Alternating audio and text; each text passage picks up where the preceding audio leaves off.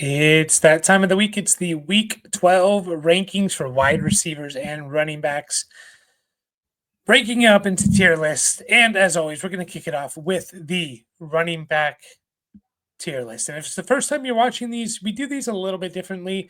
Our tiers aren't necessarily, start this guy over this guy or tier one, tier two, tier three. It's more about grouping players together and their expectations and the type of players they are and the opportunity that they have. And as always, like I said, we start with the running back position, and every week we choose five guys to be the number one overall running back. And so I put in here CMC, Saquon Barkley, Joe Mixon, Kenneth Walker, and Derrick Henry. We don't need to spend too much time on those guys. Those guys are studs.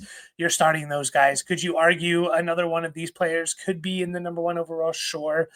But these guys, week in and week out, are the candidates to finish as the number one overall running back for the week.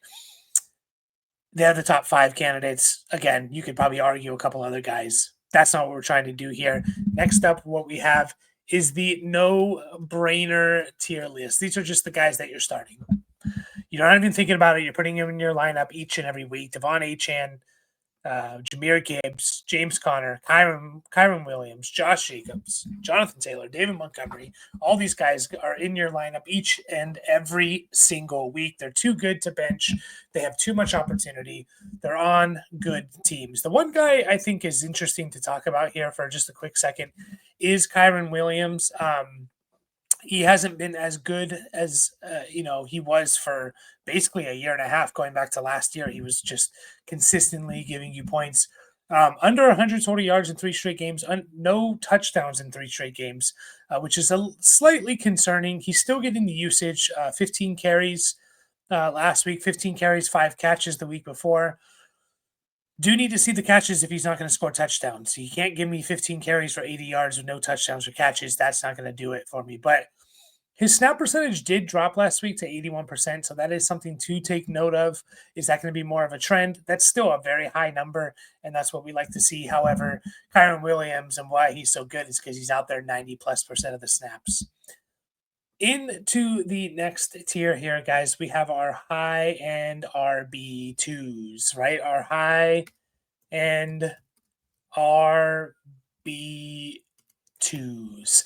This is guys like Tyrone Tracy, Brian Robinson, Aaron Jones, Kareem Hunt, and Ramondre Stevenson. That's for this week. Either they have really good matchups, they have really good usage. These guys are essentially no-brainers, but I wanted to separate them into a slightly different category. But all these guys have been awesome this year. All these guys are good players. Kareem Hunt, you're going to get at least one more week out of him going up against Carolina. Pacheco's already been ruled out, which is good to see. And you probably can even start. I've been saying this. I think I'm okay starting starting Kareem Hunt up until the second week that Pacheco comes back. So I think you still have probably 2 more weeks of startable stuff for Kareem Hunt, especially this week. Aaron Jones, Tyrone Tracy, all these guys have been good. Again, these guys are kind of no-brainers without the tag of just being a no-brainer. Next up, we have our RB2s with a bad matchup. RB2s with a bad matchup here. Chuba Hubbard going up against the Chiefs, J.K. Dobbins going against the Ravens, DeAndre Swift and the Bears going against the Vikings, and then Tony Pollard, and I can't remember who the Titans are playing, but I know it is they're playing the Texans. All those are really, really good run defenses. These guys are all guys that have a lot of opportunity. I'm still okay with starting Chuba Hubbard. I don't think Jonathan Brooks is going to do too much this week. Maybe he gets his 10 carries or so, but I still think Chuba Hubbard's going to get 15 touches. It's just, what does he do with it against the Chiefs? Tough to know. J.K. Dobbins, another one. I think he's going to get 15 plus touches. Just what does that, translate into fantasy points? I don't know. DeAndre Swift, all these guys can catch the ball, which is kind of funny to say that about Dobbins, but Dobbins has literally been catching the ball. I think he basically has almost guaranteed 2 catches every single game. Last week he only had 1, but before that, 3, 2, 4, 3, 2, 3, 3, 1, 3. He's only been under 2 catches twice this year, which is really good to see from J.K. Dobbins. I don't think we expected that. So I think these guys are still going to give you a solid floor. I just don't know what the upside is for these guys. Next up on the list, we have um, our are they really RB2s? And because this is such a heavy bye week, it's these guys are kind of falling into the RB2 category as you rank these guys. Are they really RB2s? These guys are kind of falling into the RB2 category because of all the bye weeks, but are they really Rashad White, Bucky Irving, Javonte Williams, Rico Dowdle? I'm just not super confident in these guys, but you might have to start them. I will say this about White and Bucky. I feel like I feel most confident in what their role is going to be. I expect 12 to 15 touches for both those guys if the game script's right. And I think each of them can give you 3-4 catches or even more. Bucky Irving, the last 3 weeks, 3 and 7 catches with 9, 7, and 13 carries. And then you look at Rashad White's numbers last 3 weeks, 6, 3, and 10 carries with 5, 3, and 6 catches. So I feel most confident about the role for the Tampa Bay guys, but they are going to kind of cannibalize each other and limit each other's upside. Javonte, it could be a good role, it could be a bad role. It's just we're getting tossed, we're getting tossed around when it comes to who's the main running back for the Denver Broncos. We don't really know. 1 week, Javonte gets 1 carry and 2 catches. The next week, he puts up 87 total yards with 4 catches and a touchdown, right? Right when they seem like they're moving towards him, they seem to go back to something else. I'm not super confident starting Javonte. I think he probably has the most upside out of all these guys, but I'm not super confident because he could end up with 5 touches, right? He just could. He just could. And then Rico Dowdle, they are seeming to move towards him. That's what they said, kind of coming out of their bye. Well, they still only played him 50% of the snaps. So that being said, he did sit down most of that fourth quarter, or most of that last drive, which I think there was it was kind of garbage time. So maybe that's why he was a little bit lower. Maybe he was closer to 60, but I just don't know what to expect with this Cowboys offense. So buyers beware. Next here, I have some solid flexes here. I think these are guys that you can flex depending on the league format. Austin Eckler, especially in PPR, I think you can flex. He seems, Austin Eckler this year has 31 catches in 10 games. So he's on pace for almost 60 catches, I think, on the year. That's pretty good PPR floor. He's been rushing the ball he's been rushing the ball as well. He's doing well rushing the ball, averaging over 5.1 yards per attempt. Cam Akers is an interesting one. I think they want to, preserve Aaron Jones a little bit. I think they like Cam Akers. He had 10 carries with 2 catches, so he had 12 touches with 2 catches. It's going to be hard to find guys to start this week. If you can find a guy, especially in deeper leagues, who's giving you 12 touches and 2 of them are catches, they're probably start worthy this week because of all the buys. Audric Estime, I don't think he's going to catch the ball. He's probably going to be a little bit touchdown or bust. And then his takeover didn't really happen. He still did get 6 carries and 3 catches. Does he get back closer to what he was a couple weeks ago against Kansas City, where he had 15 carries? Then he could be flex worthy. Roschon Johnson's an interesting one, and also DeAndre Swift seems to be a little beat up, so keep an eye on that. The Roschon Johnson's almost like a must play if DeAndre Swift's out. But Roschon Johnson, even with DeAndre Swift in there, 10 carries, getting goal line carries, did have a touchdown, has a catch. So I think he's a flex worthy play even with Swift out there. Justice Hill, you kind of need the right great game script, but he's always going to catch some balls, it seems like. And then Amir Abdullah this week. If Zamir White and Alexander Madison are out, then I think Amir Abdullah is going to see a bit of an expanded role. I don't think it's going to be too much more, but I do think he's, they're going to give him some more carries. And in PPR formats, I think you can start. And then the last category here is just like handcuffs that you should be rostering, especially if you have these guys as we head into the playoffs. Kind of consolidate your roster and protect yourself. It's Trey Benson, Gus Edwards, Zach Charbonnet, Devin Singletary, Jalen Wright, Raheem Mostert at this point is considered a handcuff, in my opinion. He's just not getting any work. Blake Corum, and then Jonathan Brooks for this week, I consider a handcuff. That's kind of how I'm viewing him. Like if I'm starting him, man, am I desperate. I am desperate, in my opinion. if I'm starting him. I'm hoping for like a Chuba injury. That's how I'm starting him. So this week, I think he's a handcuff, and we'll kind of reevaluate for next week. Into the wide receiver rankings here, we have our number one overall list here. We have Amon-Ra, St. Brown, Justin Jefferson, A.J. Brown, Nico Collins, and Tyreek Hill. We're not arguing any of these. We're not even going to spend too much time here. I do think it's interesting with Justin Jefferson, though. In half PPR, he has only one game over 20 points. That's not necessarily what we're used to with Justin Jefferson. We're used to, him being an absolute stud. You look at 2022, he had 1, 2, 3, 4, 5, 6, 7, 8 of his 17 games were 20 points or more. Last year, Justin Jefferson, let me find him because he did miss some time. In 1, 2, 3, 4, 5, 6, 7, 8, 9, 10 games, he had 1, 2, 3, 4 games over 20 points with 2 more at 19.5. So he had 6 games of 19.5 or more out of 10. This year, Justin Jefferson has 1 game over 20 points and no other games over 19.5. He's still the wide receiver 3. He's still awesome, but we're not getting those boom games. We're getting a little bit more consistency here. So just something I wanted to note there. Same as the running backs, we have our no-brainers, Cooper Kupp, Puka Nacua. Both those guys can thrive. DK Metcalf, to me, is still a no-brainer unless, JSN is really starting to take over. Then I'm maybe a little bit concerned, but I'll still trust DK. Got 9 targets, 7 for 70. He catches a touchdown. We're not even complaining. CeeDee Lamb, kind of the same thing here. Like, if he caught that touchdown where he was blinded by the sun, we wouldn't even be worried about CeeDee Lamb at all because his 2 games with Cooper Rush would have been 10 targets, 7 catches, I think about 30 yards and a touchdown. That's still good. That's still 16 PPR points. Last week, 12 targets, 8 for 93, over 17 PPR points. He catches that touchdown where he was blinded by the sun. We're not even talking about, potentially benching CeeDee Lamb. Mike Evans, I think coming back from the injury, if he's a full go, I'm starting him up. Baker's just still been on fire. They're going to need to chase points.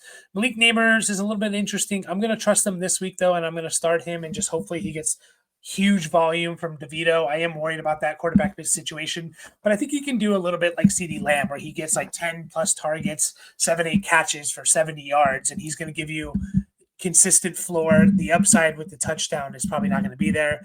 Terry McLaurin, I am trusting again. Something about the Washington Commanders, Jaden Daniels and stuff like that. They've faced some tough defenses over the last few weeks, which has kind of shut them down a bit. So I'm not too worried about Terry McLaurin. I think they get it back together and get it going again. Cortland Sutton at this point is a must start. The dude's been awesome ever since he had that goose egg, which was just kind of weird. Ever since he had that goose egg, 13.1, 19.8, 16, and 11.3 half PPR points. He's the wide receiver 14 on the year with a goose egg. I know he hasn't had his bye, but he does have a goose egg. And you look at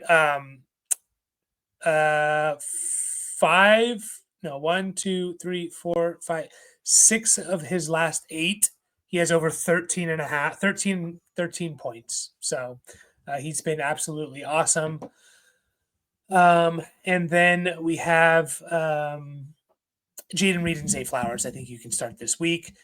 We have our next group here, which is, it's strange to see Ladd McConkey this high up, but again, heavy bye week. So that's part of the reason why.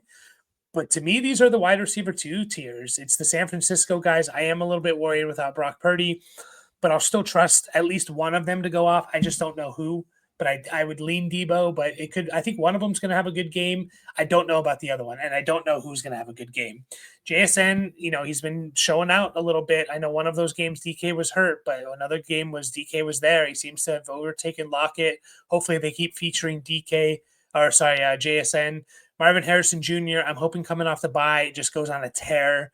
He's one of those receivers I think that could absolutely go on a tear. Him and Kyler get on the same page coming off the bye. We could see some big things here. And then, Ladd McConkey.